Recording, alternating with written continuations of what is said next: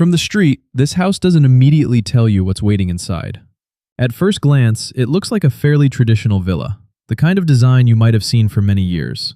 White rendered walls, red tiled roofing, decorative balcony balustrades, symmetrical windows, classical details, and a large garage facing the street.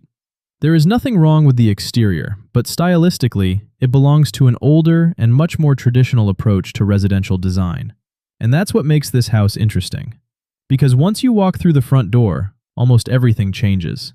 Instead of continuing with the traditional character of the facade, the interior has been completely transformed into a bright, contemporary home filled with natural wood, stone, curved forms, large black-framed windows, warm lighting, and much cleaner architectural lines.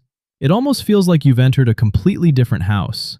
And in this video, let's look at how this transformation works, and more importantly, the design principles that make the new interior feel so cohesive. The best way to describe this interior is contemporary, warm minimalism with organic, modern influences. Minimalism is clearly present, but this isn't the cold, white and gray minimalism that can sometimes feel almost clinical. Instead, the designers soften the space with warm oak, natural stone, soft upholstery, curved furniture, textured surfaces, and subtle brass details. That's where the organic modern influence comes in. Organic modern design combines the simplicity of contemporary architecture with materials and shapes inspired by nature. You can see that philosophy throughout this entire house. Rather than filling every wall with decoration, the architecture itself becomes the decoration. The wood grain becomes artwork. The marble becomes artwork. The curved openings become visual features. Even the shape of the furniture contributes to the architecture. The living room is probably one of the clearest examples.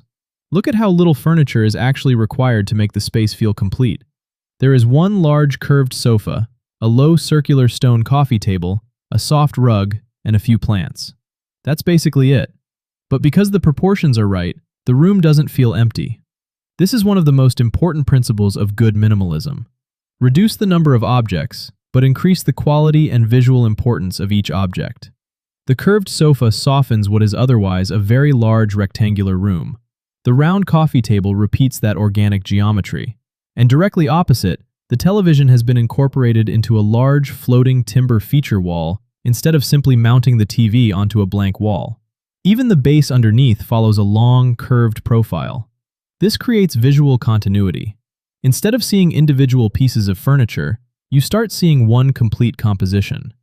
Another major design principle here is the use of natural light. Large black-framed windows and doors run across much of the ground floor. Some are rectangular, while others use large arched openings. These black frames create contrast against the white walls and pale timber flooring, but they also reference the curved architectural language used elsewhere inside. And more importantly, these openings visually connect the interior with the swimming pool and garden. From the sofa, kitchen, and dining areas, you're constantly aware of the outside. That makes the house feel larger without physically increasing its floor area. This is an important principle in modern residential design.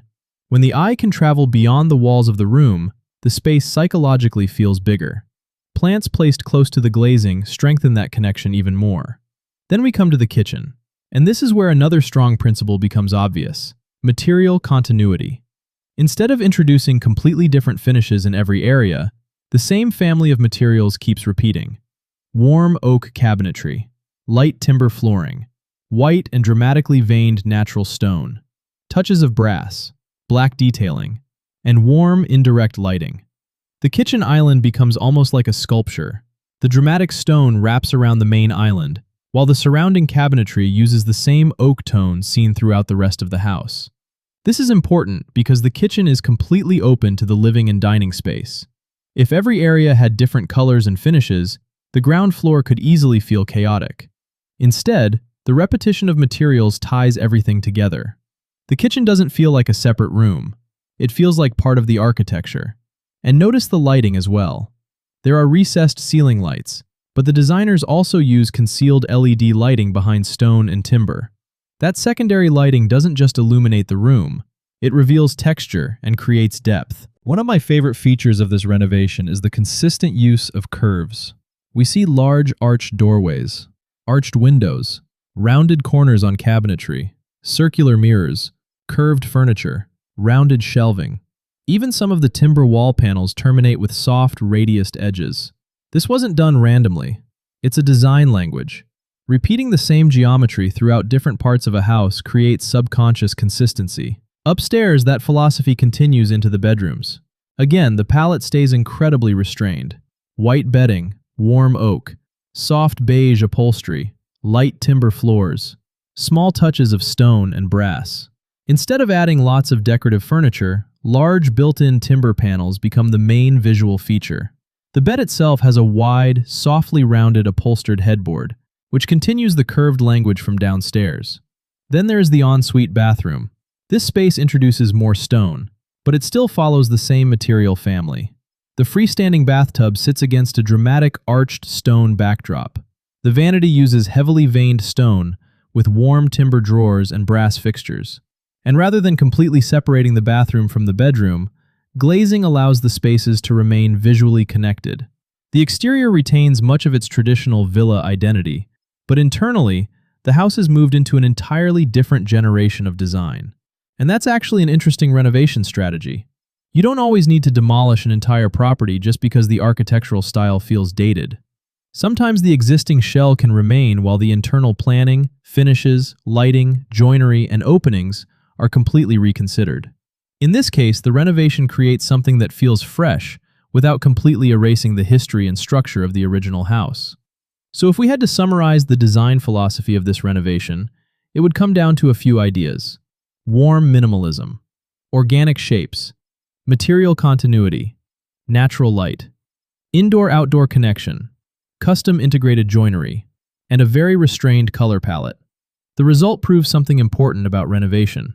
A house can look completely ordinary, even slightly dated from the street, while hiding an entirely different experience inside. And sometimes that contrast is what makes the transformation even more impressive. Because from the outside, you think you already know this house. Then the door opens, and suddenly, you don't.